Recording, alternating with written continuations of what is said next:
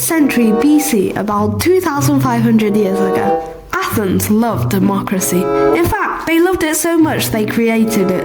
But it wasn't all perfect. Hey, it would be pretty cool if we had a voting system for everything. Yeah, but if we let the slaves vote, it won't be pretty.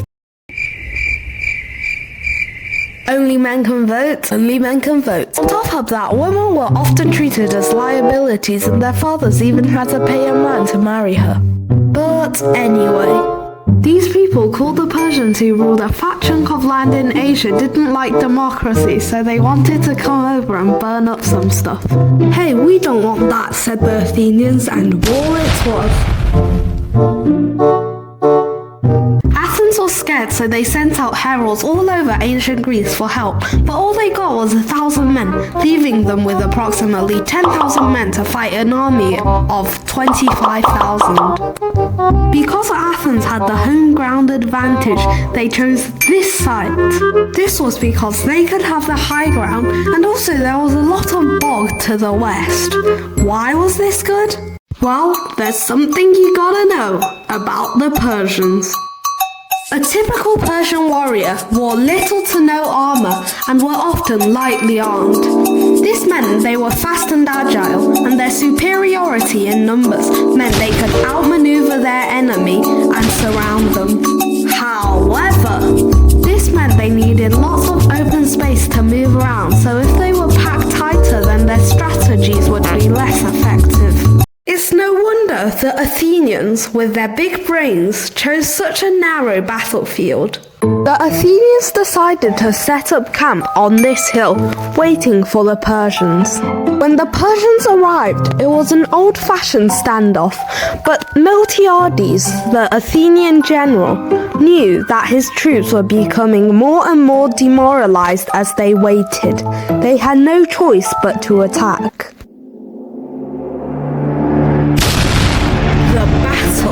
Had begun. Miltiades knew the Persians kept their best fighters in the center, so he deliberately weakened his own center and strengthened his flanks.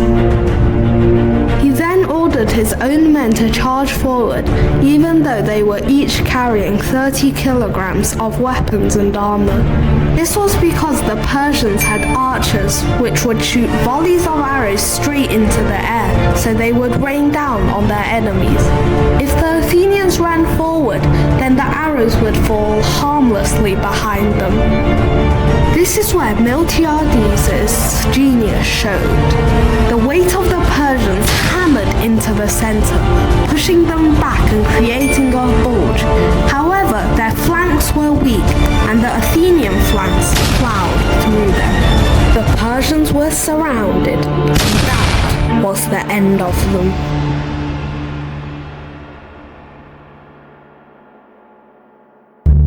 But then something interesting happened.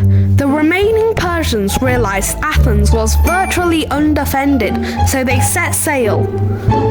The marathon was here.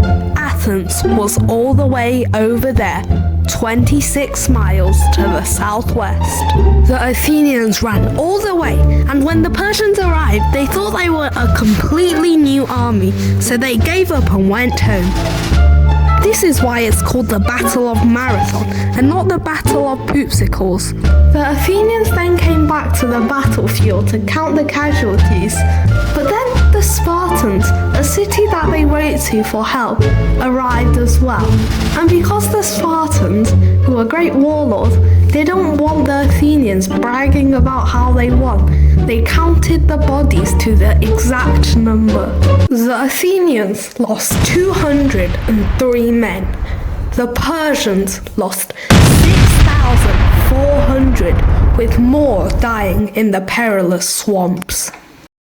So why is democracy still alive and not raided by hackers? 'Cause they use NordVPN.